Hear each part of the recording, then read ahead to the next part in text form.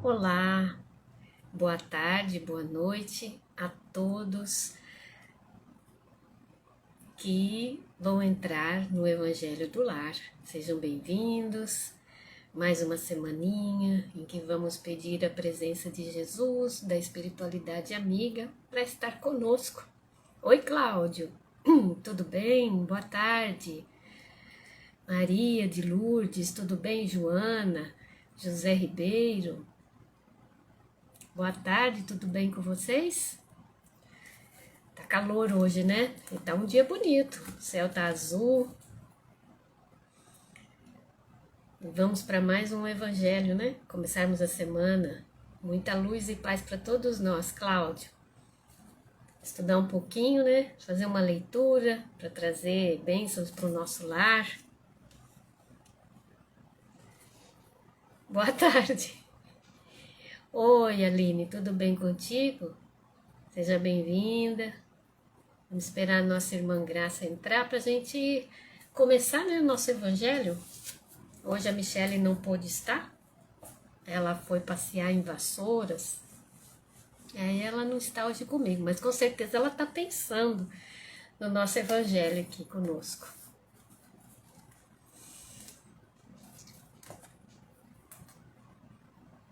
Vamos pegar a nossa água, né? Para que ela possa ser fluidificada se necessitarmos, e o nosso evangelho. É verdade, Cláudia. Oi, Graça, vamos lá, pede para entrar. Exatamente. Então, vamos dar continuidade, vamos pegar o nosso evangelho, esperar a Graça aceitar para entrar junto conosco e a nossa aguinha para ser fluidificada. Então, vamos fazer uma leitura, né? Hoje a Michelle não pôde estar aqui porque está viajando, foi para Vassoura. Então, nós vamos ler aqui Um Minuto com Jesus para dar continuidade no nosso evangelho. Boa noite a todos que estão chegando no nosso evangelho para trazer luz, trazer Jesus para o nosso lar, né? Então, olha só que bonita essa página. Chama assim, Segue-me tu. Isso não é simplesmente um convite, é uma ordem. Foi assim que o Senhor se dirigiu a Simão Pedro, no momento em que o apóstolo se mostrava excessivamente preocupado com o comportamento alheio. Estou começando, querida. Estou começando, vai. Eu estou tentando aqui te aceitar, mas não vai. Existe muita gente de olhos sempre abertos ante os defeitos do próximo, cobrindo com o véu da presunção as próprias deficiências. Você deve seguir os passos do Cristo, independentemente da indiferença ou hipocrisia que possam haver noutras pessoas. Dê exemplo. Seja fiel à sua própria consciência. Cumpra seu dever. É interessante, né? A gente sempre vê o cisco no olho do outro e a trave no nosso, a gente não consegue enxergar, mas é natural. Mas que a gente possa, né, seguir os passos do Cristo e, independentemente da indiferença ou hipocrisia que possa haver em outras pessoas, a gente tem que dar o exemplo, fazer o melhor. Ainda mais nós que já temos assim um pouco de conhecimento, que a gente possa fazer pelo melhor, modificando o nosso interior. E só estudando, tendo a paciência, a resignação, o respeito pelo outro, o trabalhar do nosso interior, é que a gente vai conseguir modificar as coisas que estão ao nosso redor.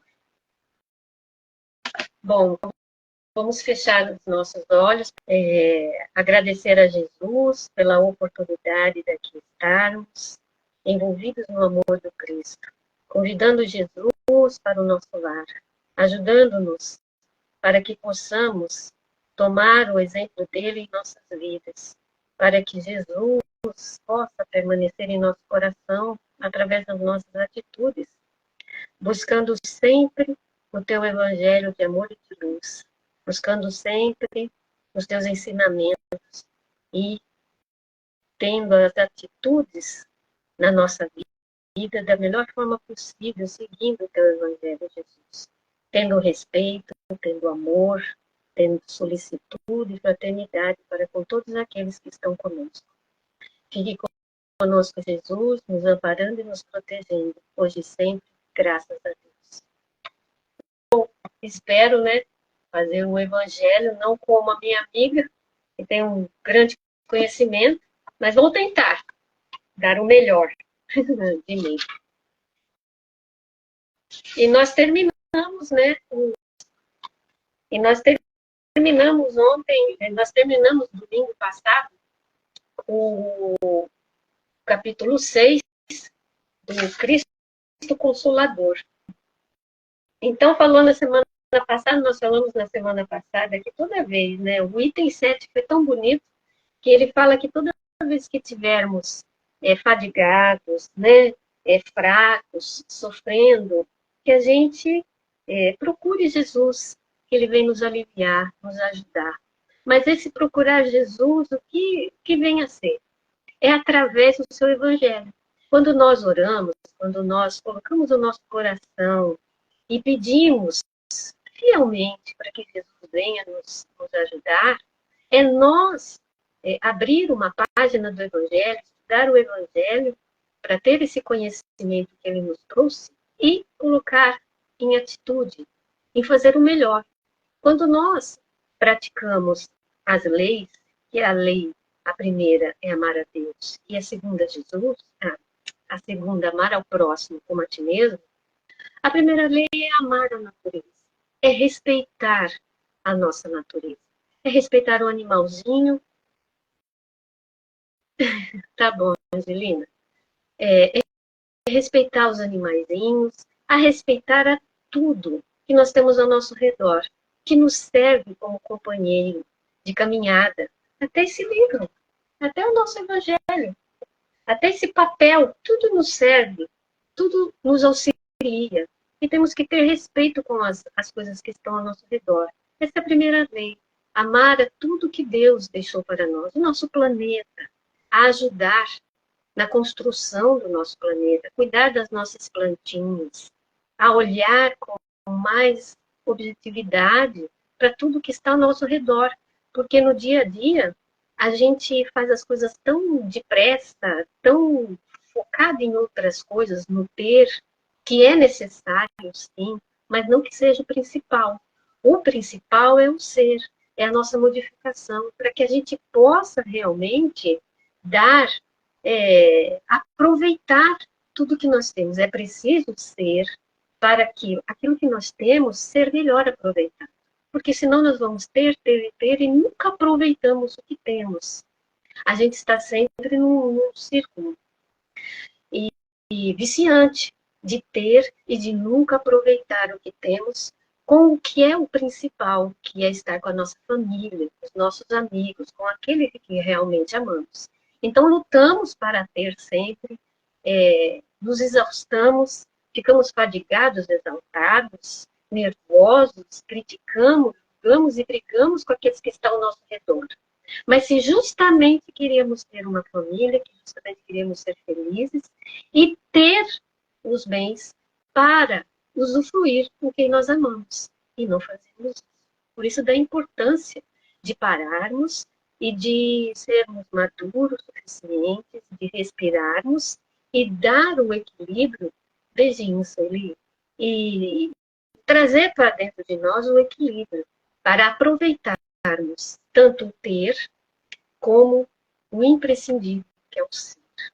Então, quando fala Jesus aqui no item 7 e 8, né, que é o Cristo Consolador, para terminar, que diz para nós, para buscar Jesus, é buscar as leis, e a segunda, que é amar ao próximo, mas como a ti mesmo, então é importante, tudo nos ensinamentos, que é isso que fala, né, Jesus vem buscar a ele.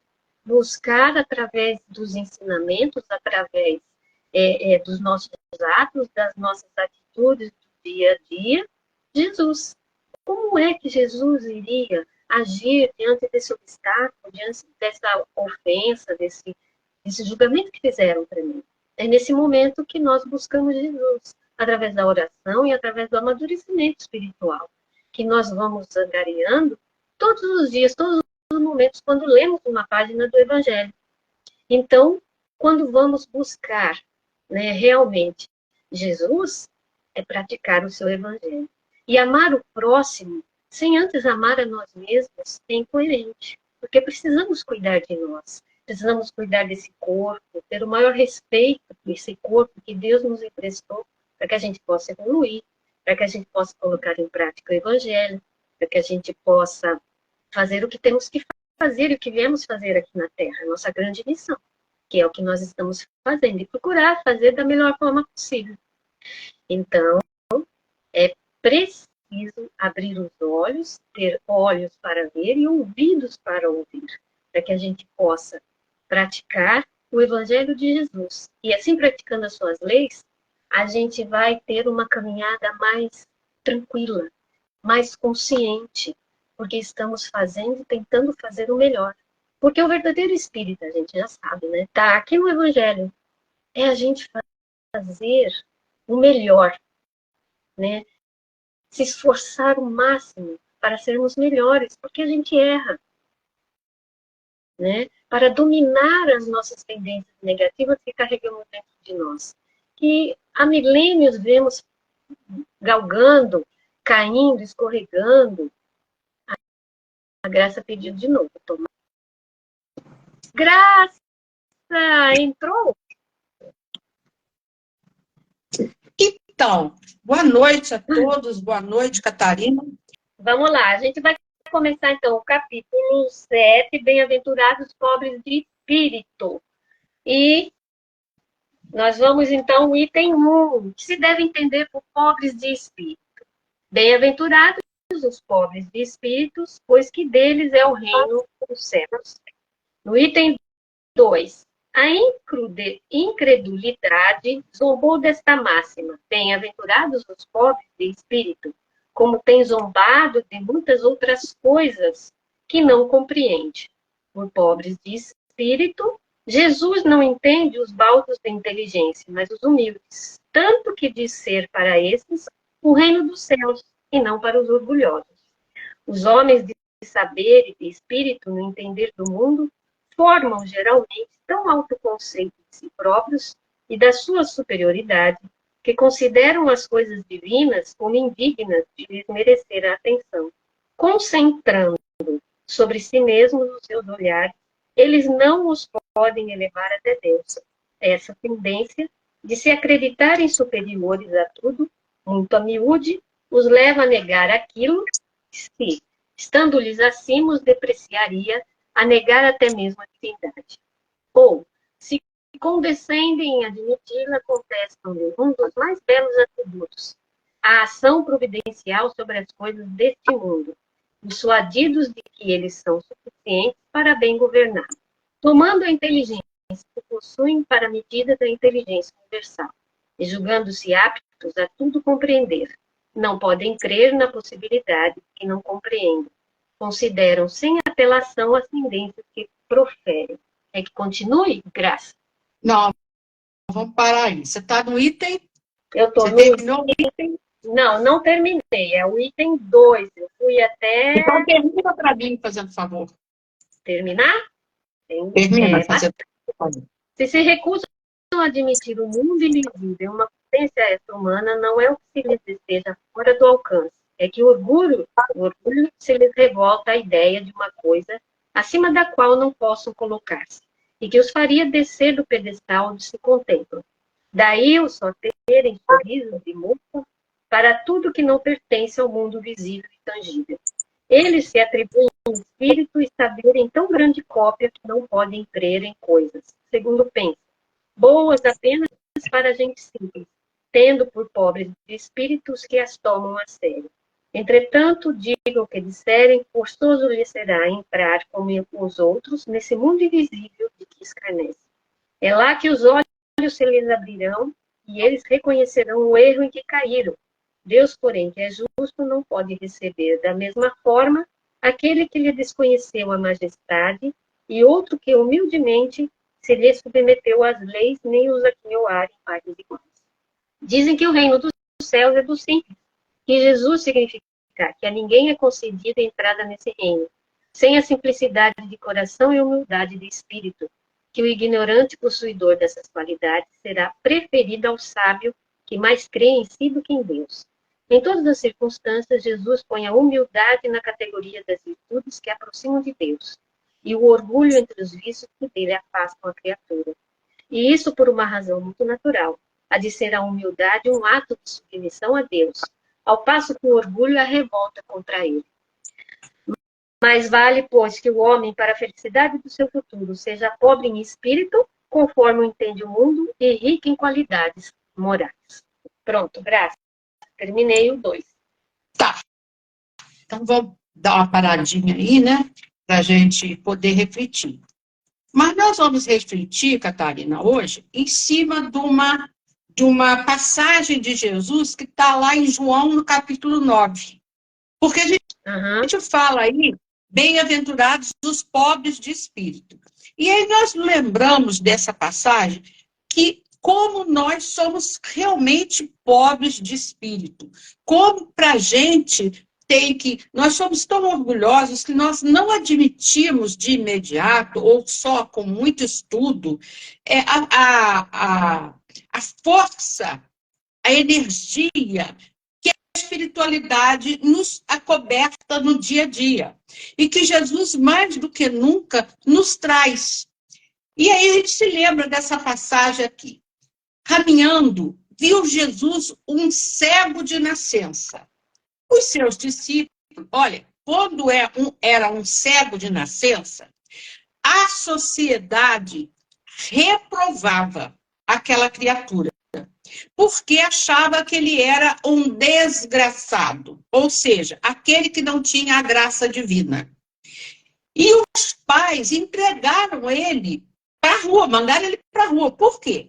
Quando perceberam que ele era cego, eles não quiseram ficar com ele, porque ele era uma vergonha para os pais que não tinham um filho condizente com as leis divinas. Ele era um pária da sociedade. Então, olha só, ele era cego de nascença. Os seus discípulos, Jesus estava caminhando, quando ele viu o cego. E aí, os seus discípulos, com certeza Jesus parou, né? E os discípulos perguntaram a ele assim, mestre, quem pecou? Este homem que é cego ou um dos seus pais? Ou a mãe ou o pai? Para que ele nascesse cego. Olha que interessante o orgulho, né, impregnado da essência ainda de todos nós. Quem que pecou? Quer dizer, nasceu com um defeito, alguém pecou. Foi ele mesmo, olha só, foi ele mesmo. Ora, se ele é cego de nascença, ele pecou quando? Em que época? Antes do nascimento. Então, ali a gente já liga o quê? Ele pecou em vidas passadas. Tá certo? Ele nasceu cego de nascença, né? Ele nasceu cego, lógica de nascença. Então, eles perguntam a Jesus, quem pecou? Este homem ou seus pais? Para que ele nascesse cego. E Jesus responde assim, nem este pecou, nem seus pais, mas é necessário que nele se manifestem as obras de Deus.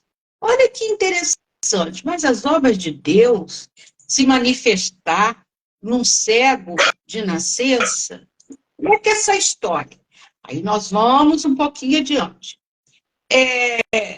Enquanto Jesus respondeu, né, que nenhum deles tinha pecado, né, mas que Deus tinha necessidade de se manifestar nas suas obras. Então, o ser humano era obra de Deus. Mas se manifestar dessa forma, enquanto for dia, cumpre-me terminar as obras daquele que me enviou. Virá noite, na qual já ninguém pode trabalhar. Interessantíssima essa colocação de Jesus, né? Dia é claridade. É claridade.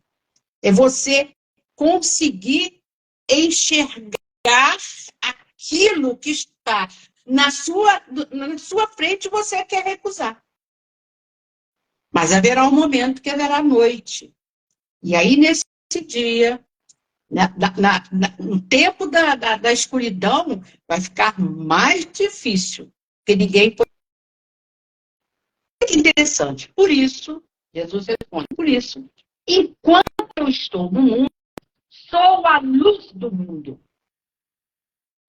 Se eu me retirar, haverá as trevas. E quantas vezes a gente tira Jesus da vida da gente? Quantas vezes nós ficamos cegos? Muito bem, dito isso, cuspiu no chão, fez um pouco de lodo com a saliva e com o lodo ungiu os olhos do cego. Duas colocações aí. João narra assim, que ele cuspiu no chão. Já outro Mateus, se não me engano, ou Lucas, diz que ele cuspiu na mão. Mas não importa, ele cuspiu.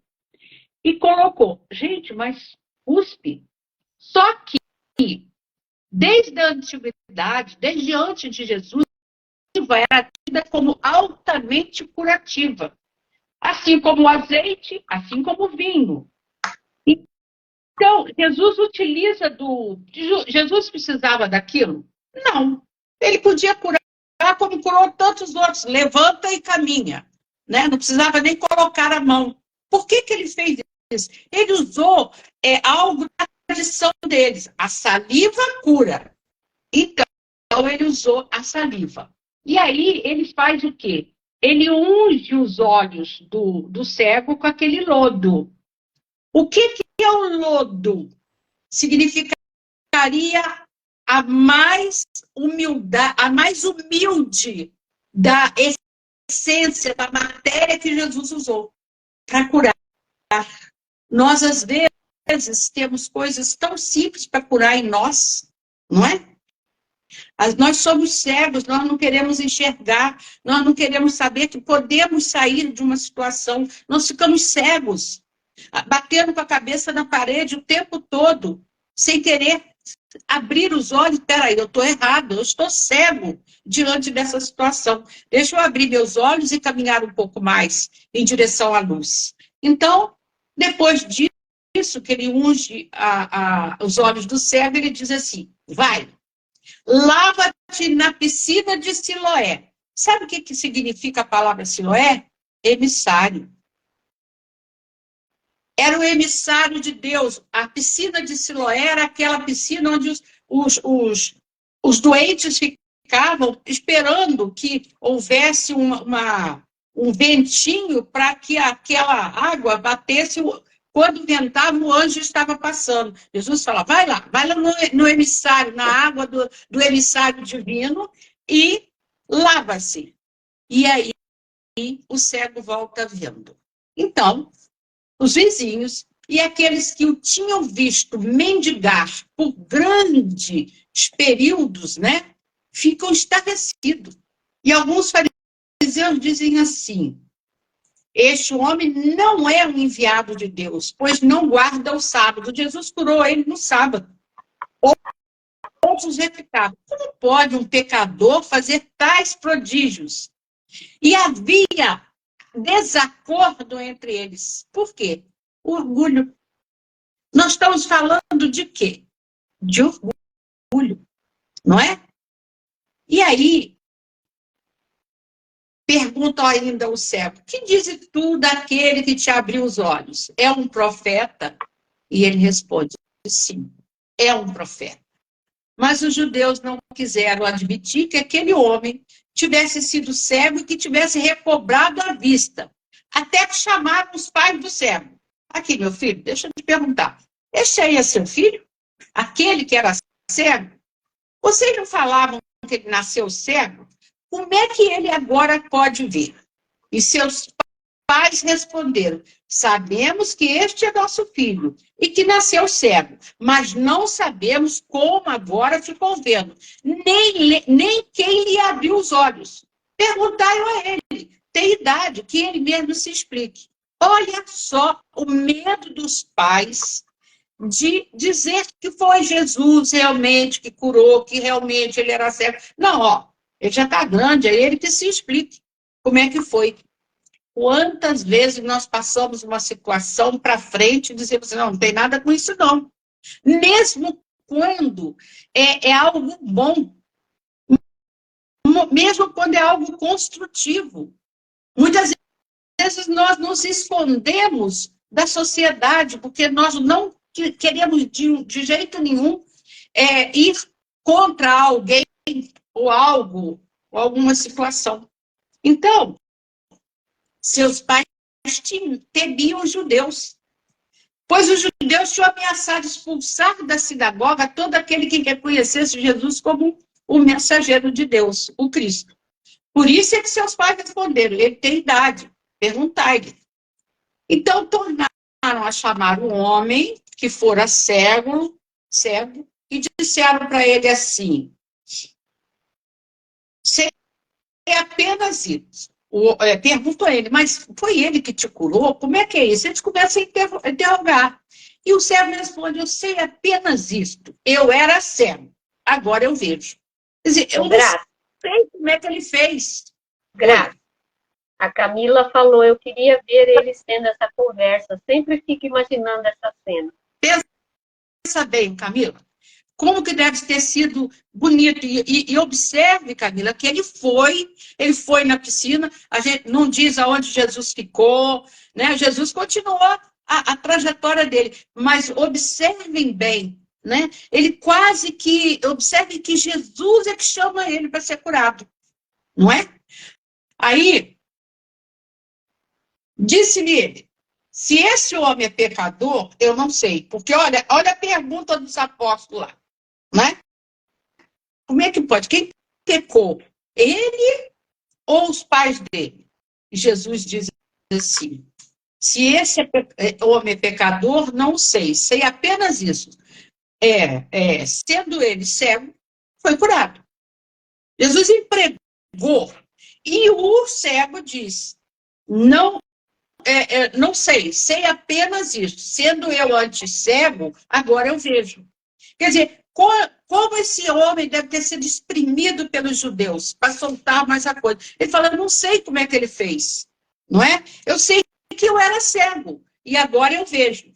Perguntar-lhe mais uma vez, que foi que ele te fez? Como ele te abriu os olhos? E respondeu, eu já vos disse e não me deste ouvido. Por que quereis tornar a ouvir? Quereis vós, porventura, tornar-vos também seus discípulos? Olha o que o cego pergunta para os judeus, né? Vocês querem também se tornar o discípulo dele? Porque vocês estão tão interessados em saber como que ele me curou, né? Eu só sei que eu estou vendo. Então, os judeus viraram contra ele. E responderam, tu és discípulo dele. Nós somos discípulos de Moisés. Né?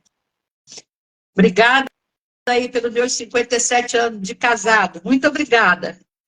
Então, gente, nós sabemos que Deus falou a Moisés, mas deste não sabemos de onde ele é. Quer dizer, de Moisés eles acreditavam, não. Deus falou com Moisés. Agora, este homem que anda por aí, né, um homem que está aí fazendo fama, nós não sabemos de onde ele é. E aí respondeu aquele homem, o que é de admirar em tudo isso é que não saibais de onde ele é. E, entretanto, ele me abriu os olhos. Olha só, este homem está falando com os sacerdotes judeus. Se vocês não sabem, eu sei que eu fui curado. Mas caberia a vocês que estão em nome de Deus pregando para todos nós, saber o que esse homem fez. Eu só sei que eu era cego e estou vendo. Entendeu? Se esse homem não fosse Deus, ele não poderia fazer nada. Olha que interessante. O cego começa, então, a se posicionar. Você está vendo o que a Angelina escreveu? Isso é interessante. realmente, né? Você está conseguindo ver? O, sim, o cego estava pronto para É. ver. Jesus não o chamou ao acaso. Evidentemente, está certo, Angelina. Aquele homem estava pronto. Era uma criatura humilde. Era uma criatura, inclusive, rejeitada pela sociedade. Jesus não chamou aquele homem à toa, não, né? E ele fala para os judeus, né? Ele fala para os sacerdotes, mas vocês que falam em nome de Deus, né? Vocês dizem que o Deus não ouve pecadores, mas atende a quem lhe presta culto e faz a sua vontade, e não sabem, nunca ouviram dizer que alguém tenha aberto os olhos por vocês, eu nunca ouvi, mas este homem cura. Né? Então, aí eles respondem, tu nasceste todo em pecado e nos ensina, olha só o orgulho, vocês nasceram todos, né? Você nasceu no pecado, você nasceu cego, você era um ser estranho para todos nós, e quer nos ensinar, nós que somos sacerdotes, e expulsaram ele. Jesus soube que o tinha expulsado, olha só, e encontra com esse cego de novo. Olha a pergunta de Jesus. Crês no Filho do Homem? Respondeu então o cego. Quem é ele, Senhor, para que eu creia nele? Olha que engraçadinho. O cego ainda não reconhece Jesus como um mensageiro de Deus. Ele só sabe que aquele homem curava as pessoas. Então, ele responde, quem é ele, Senhor, para que eu creia nele? Então, Jesus diz assim, tu vês, é o mesmo que fala contigo. E aí ele responde, creio, Senhor. E prostrando-se, então, adora Jesus, né? E aí, terminando essa passagem, que é muito bonita, vocês me desculpem, eu preparei para falar direitinho, mas com esse negócio de eu entrar e não entrar, o tempo passou, né? E está bem em cima da hora. Então, e aí Jesus diz para ele assim, vim a este mundo para fazer uma discriminação. Os que não veem, vejam, e os que veem se tornem cegos. O que ele quis dizer? Aqueles que tinham todas as escrituras na mão, que liam, que estavam por dentro, que eram considerados os sábios, eles estavam cegos e continuariam cegos, até que eles, como a Angelina colocou, quisessem ver, quisessem ter olhos de ver. Não é? Porque às vezes a gente vê, mas não olha, não tem aquele olhar de profundidade. Então, eles ficavam no raso. Eles não tinham as escrituras como uma pérola, mas como uma concha só, fechada. Eu sei que tem uma concha ali, mas o que tem dentro dela? Eu preciso abrir essa concha. Né? Então, alguns dos fariseus que estavam com ele ouviram e perguntaram, também nós somos acaso cegos? Olha só, quer dizer que aqueles fariseus já começavam a se sentir assim, mas ele está dizendo que nós também somos cegos? E aí Jesus responde, se fosseis cegos, não terias pecado, mas agora pretendeis ver, e o vosso pecado subsiste. Por quê? Por que Jesus faz essa passagem? Por quê? Se vocês fossem cegos realmente, vocês não teriam pecado. Mas agora, vocês estão pretendendo ver. E aí, se vocês não modificarem a visão de vocês, aí o pecado vai continuar com vocês. Né? Então, nessa passagem é muito bonito, quando diz assim, disse-lhe Jesus, se vocês não virem sinais e maravilhas, nunca crerão. Ou seja, nós ainda corremos atrás das maravilhas para nós podermos crer. Nós não nos submetemos à humildade. O que é o pobre de espírito? Para alcançar esse reino de Deus. É humilde, é aquele que realmente ele se curva diante das situações em que são um aprendizado para ele. Então, esse capítulo é muito bonito, é rico, né? E que aqueles que riram de Jesus quando ele falou no Sermão da Montanha, que é maravilhoso, que é o que nós estamos estudando aí desde o início, que zombaram dele, né? Então, eles não entendem, né? Que ser inteligente é você entender que a humildade não é a pobreza, a situação de pobreza só. A humildade está dentro do nosso coração e do nosso cérebro. E aí, eu me lembro de uma passagem de Jesus, Braga contou numa das palestras dela, que o Chico Xavier estava distribuindo cestas básicas, um dinheirinho para um dinheirinho para outro.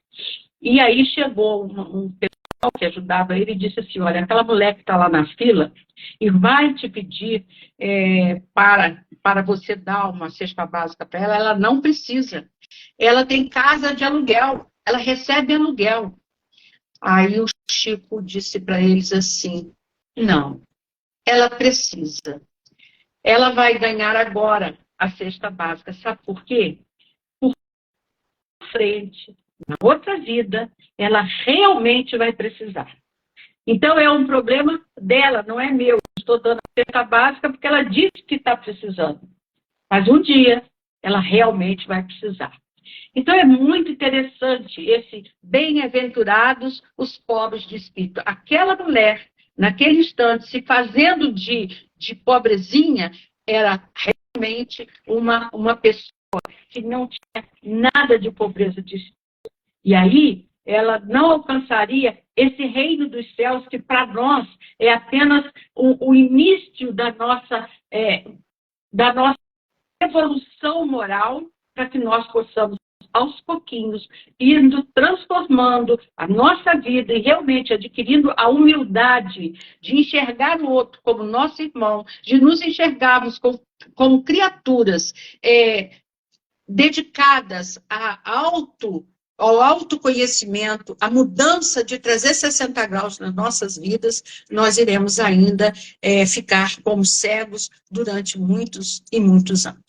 Bem-aventurados os pobres de espírito, porque deles é o reino dos céus. Muita paz a todos, e me desculpem mais uma vez, eu vou tentar.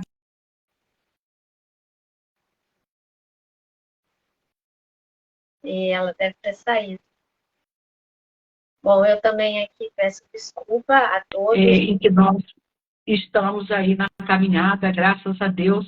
Eu tenho fé em Deus de ir mais um pouquinho de tempo com meu companheiro. Muito obrigada. Eu que agradeço, graças a todos nós. Eu também peço desculpa aos amigos, né? Eu vi aqui o Cláudio, né? Agradecer, muito obrigada, Cláudia. A gente tem gratidão por todos vocês pela paciência. A gente vai ver o que está acontecendo, se é o meu celular, se é da Graça, para não acontecer isso, né? Mas a instabilidade também da internet talvez tenha dado isso. Vamos verificar. Mas muito obrigada pela paciência. Eu vou tentar ver no meu celular.